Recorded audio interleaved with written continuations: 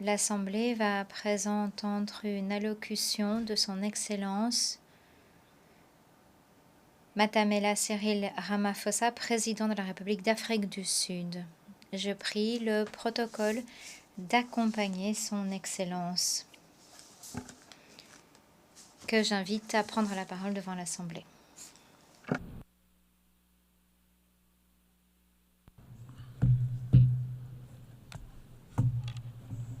Thank you, Your Excellency. Merci, Excellence.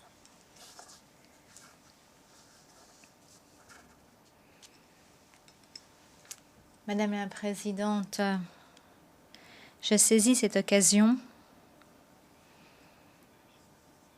pour remercier l'Assemblée des Nations Unies de nous avoir permis de prendre la parole. Il y a 30 ans, l'Afrique du Sud était née, nouvelle nation, égale, unie, libérée de l'apartheid. Nous avons adopté une nouvelle constitution, certificat de naissance de notre nouvelle nation. Nos premières élections démocratiques ont mis un terme à la tyrannie de l'apartheid. Un système que l'Assemblée générale avait taxé de crimes contre l'humanité.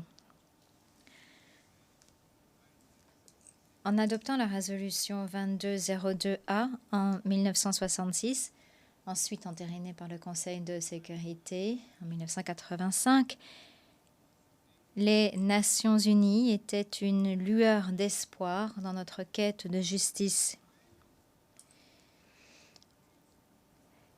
La grande vague de solidarité des peuples du monde menée par les Nations unies a déferlé contre l'apartheid. Aujourd'hui, la démocratie prospère en Afrique du Sud. Nous avons une constitution progressiste, une culture des droits humains enracinée, des institutions robustes. Nous avons des lois pour promouvoir l'égalité, des programmes pour protéger les plus vulnérables et les plus marginalisés de notre société. Nous n'avons de cesse de transformer notre économie pour la rendre plus compétitive, pour créer des emplois, pour attirer davantage d'investissements dans l'intérêt de tous et toutes. L'Afrique du Sud est partie aux traités mondiaux sur les droits humains, l'égalité femmes-hommes, les droits des enfants, la protection des réfugiés ou encore la protection de l'environnement.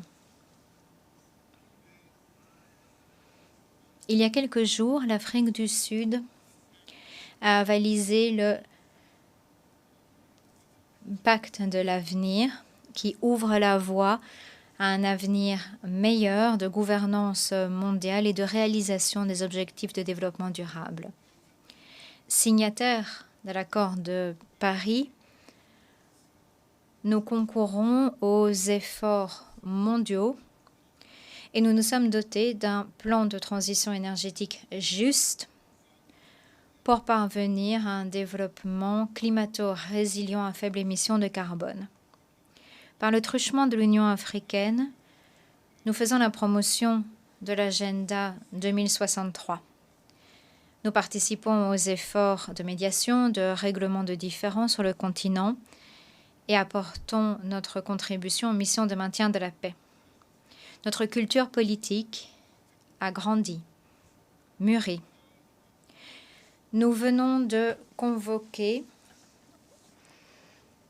notre 7e élection législative équitable depuis l'avènement de la démocratie, qui a ouvert la voie à la formation d'un gouvernement d'union nationale. 10 partis politiques se sont ralliés à un programme commun de croissance économique, de création d'emplois, d'éradication de la pauvreté et de développement durable. L'Afrique du Sud est entrée dans une nouvelle ère, celle de grandes promesses. D'aucuns l'ont baptisé notre second miracle. En effet, des Sud-Africains de toutes les races se sont ralliés au gouvernement d'union nationale. Petit à petit, nous réglons certains de nos défis les plus urgents. Notre économie s'améliore et la confiance des investisseurs est à la hausse. Les perspectives de notre pays sont radieuses et nous appréhendons l'avenir empli d'espoir.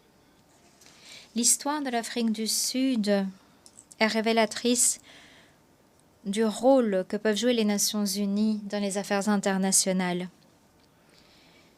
Les Nations unies, en soutenant notre lutte, ont réaffirmé les principes de la Charte des Nations unies, les droits humains fondamentaux, la dignité, la valeur intrinsèque de toute personne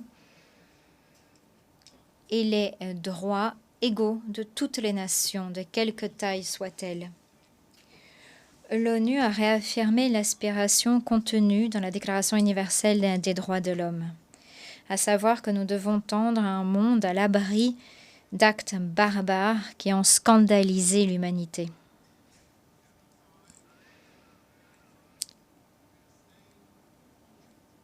Le génocide avait été décrit comme entachant la conscience du monde. Et la communauté mondiale s'était prononcée contre le génocide. L'apartheid a été décrit comme un crime contre l'humanité, comme entachant la conscience du monde. Les Nations unies s'étaient prononcées contre l'apartheid.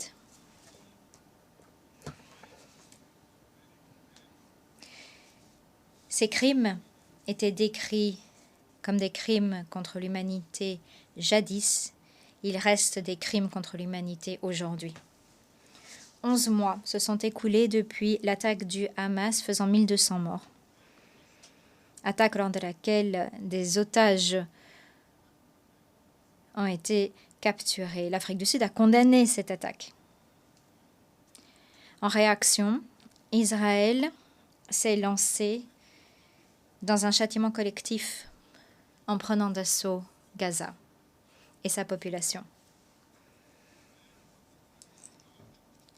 Le peuple de Gaza reste en proie à ces tourments. Plus de 41 000 Palestiniens ont perdu la vie. Des logements, des hôpitaux, des écoles, des mosquées ont été détruits.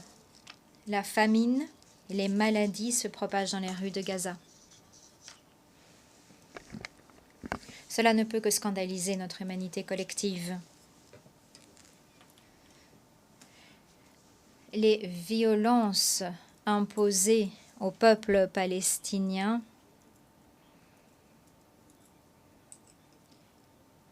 viennent perpétuer de façon sinistre plus d'un demi-siècle d'apartheid de la part d'Israël.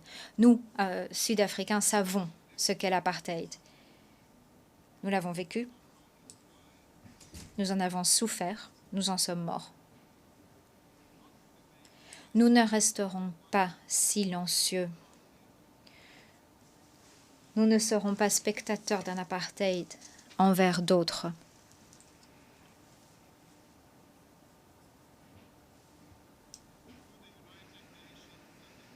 Par le truchement des Nations unies et de ses instruments, il nous faut mettre un terme aux souffrances des Palestiniens. Il nous appartient de défendre les principes de la Charte des Nations unies et de défendre dans leur totalité les piliers fondamentaux du droit international. Le droit international ne peut être appliqué à la carte. Aucun État n'est plus égal que les autres. En décembre de l'année dernière, l'Afrique du Sud a saisi la Cour internationale de justice et demandé une ordonnance pour empêcher Israël de commettre un génocide à l'encontre du peuple de Gaza. Nous l'avons fait conformément à nos obligations en tant qu'État partie à la Convention sur la prévention et la répression du crime de génocide. L'Afrique du Sud se félicite du soutien apporté par plusieurs pays à notre saisine de la Cour internationale de justice. Les décisions de la Cour montrent clairement qu'il y a une situation plausible de génocide à l'encontre du peuple de Gaza. Montrent également que les États se doivent d'agir pour prévenir tout génocide perpétré par Israël et faire en sorte qu'eux-mêmes ne violent pas la convention de génocide en prêtant aide ou assistance à la commission d'un génocide. À nouveau, nous appelons à un cessez-le-feu immédiat et à la libération de tous les otages. Le seul règlement pérenne du conflit réside dans la création d'un État palestinien existant côte à côte avec Israël et Jérusalem-Est comme capitale. Notre conscience exige également que nous ne ménagions aucun effort pour parvenir à la paix dans d'autres pays également. Je pense à l'Est de la République démocratique du Congo, au Soudan, à l'Ukraine et autres régions du continent africain. Nous nous devons de concrétiser les aspirations à l'autodétermination du peuple du Sahara occidental. Parvenir à la paix et la sécurité et les pérenniser passe par la volonté collective de la communauté des nations ici rassemblées, passe par un Conseil de sécurité de l'ONU qui soit un organe plus représentatif, plus inclusif.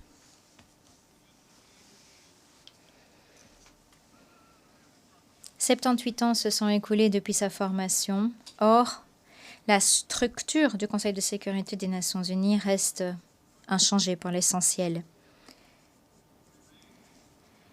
L'Afrique et sa population d'1,4 milliard de personnes restent exclues des structures décisionnelles décisives.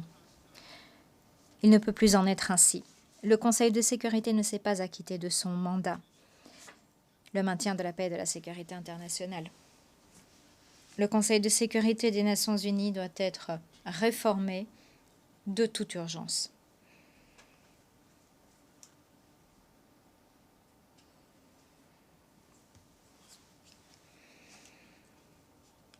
Nous souhaiterions que le Conseil de sécurité soit plus inclusif afin de faire entendre les voix de toutes les nations. Le Conseil ne peut pas rester un club exclusif de 5 nations excluant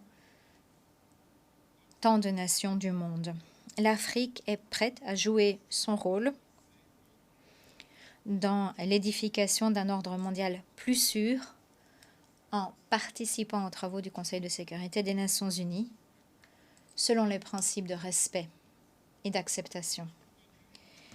L'Union africaine et ses États membres participent aux efforts de médiation, de dialogue et de diplomatie sur tout le continent pour créer des conditions propices à la paix et au développement.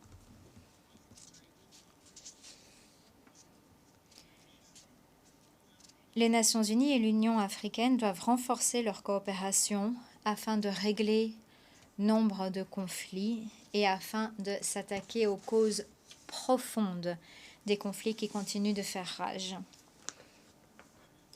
Les pandémies et endémies nous menacent. Nous sommes vivement préoccupés par la propagation de la variole simienne dans le monde et notamment en Afrique. Nous exhortons la communauté internationale à mobiliser des campagnes de vaccination ou de mesures médicales qui doivent être déployées là où c'est le plus nécessaire. La prospérité économique est la clé d'une paix pérenne.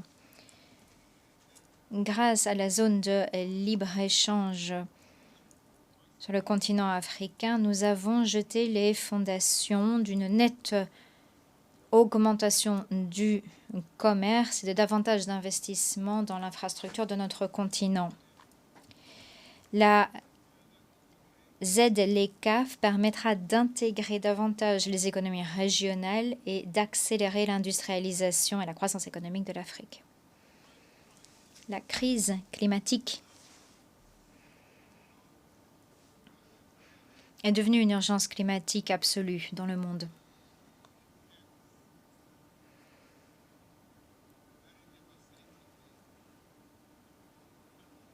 Ces conséquences se font ressentir dans tant de pays. Des phénomènes météorologiques extrêmes, inondations, incendies, sécheresses, sèment le chaos dans les sociétés, les économies et détruisent les moyens de subsistance des populations. Alors même qu'ils sont les moins responsables des changements climatiques, les pays aux économies en développement, et notamment les pays africains, payent un lourd tribut pour quelque chose dont ils ne sont pas responsables, alors qu'ils sont en première ligne. L'Afrique du Sud reste déterminée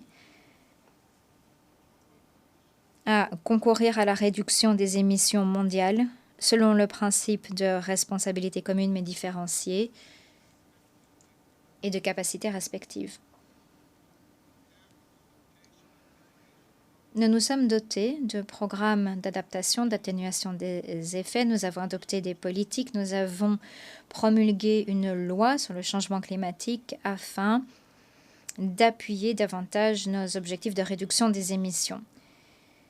L'action climatique ne doit pas creuser les inégalités mondiales, ne doit pas entraver les efforts des pays du Sud en faveur du développement.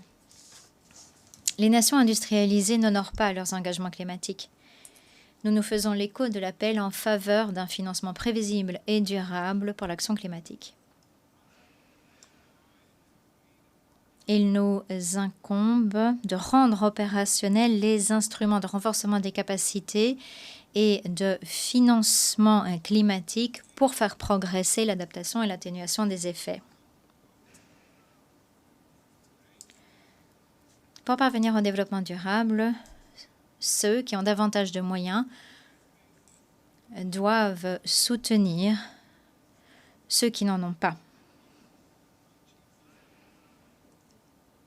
4 trillions de dollars manquent chaque année pour parvenir au développement durable. Nous exhortons les pays plus nantis à revoir à la hausse le soutien apporté aux économies en développement. La dette est le boulet qui ralentit tant de pays en développement, qui paralyse leur potentiel et leur développement. Le service de la dette confisque les fonds ô combien nécessaires à tant de pays pour financer la santé, l'éducation, les dépenses sociales. L'Afrique du Sud souscrit à l'appel lancé par le secrétaire général des Nations Unies en faveur de la réforme du dispositif financier mondial pour permettre aux économies en développement de s'extraire des sables mouvants de la dette. Appuyons des systèmes de financement du développement qui soient plus accessibles, souples et équitables. En 2025, l'Afrique du Sud prendra la présidence du G20. Nous profiterons de ce rôle capital pour défendre les intérêts des peuples d'Afrique et des pays du Sud. Nous chercherons à promouvoir leur développement, leur progrès. L'Afrique du Sud salue l'adoption du pacte de l'avenir. Nous félicitons notre pays frère, la Namibie, et la République d'Allemagne d'avoir remarquablement mené les travaux pour aboutir à l'adoption de la résolution.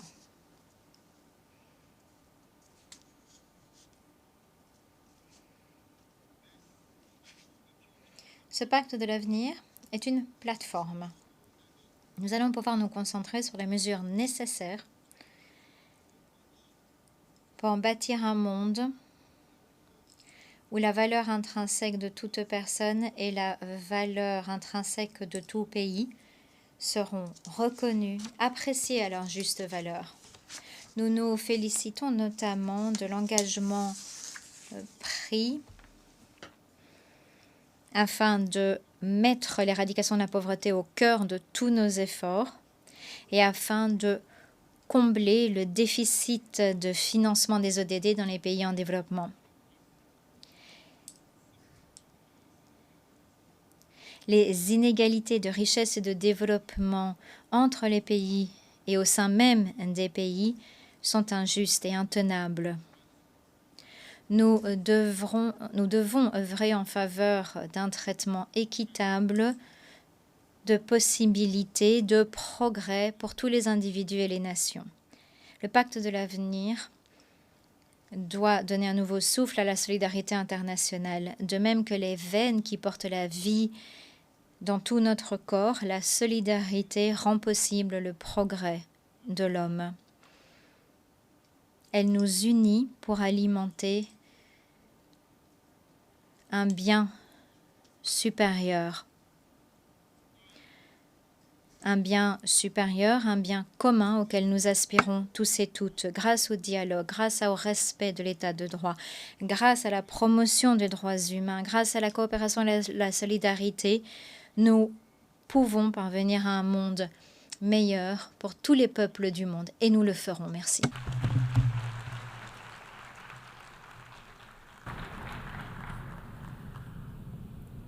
Agradezco. Au nom de l'Assemblée générale, je tiens à remercier le président de la République d'Afrique du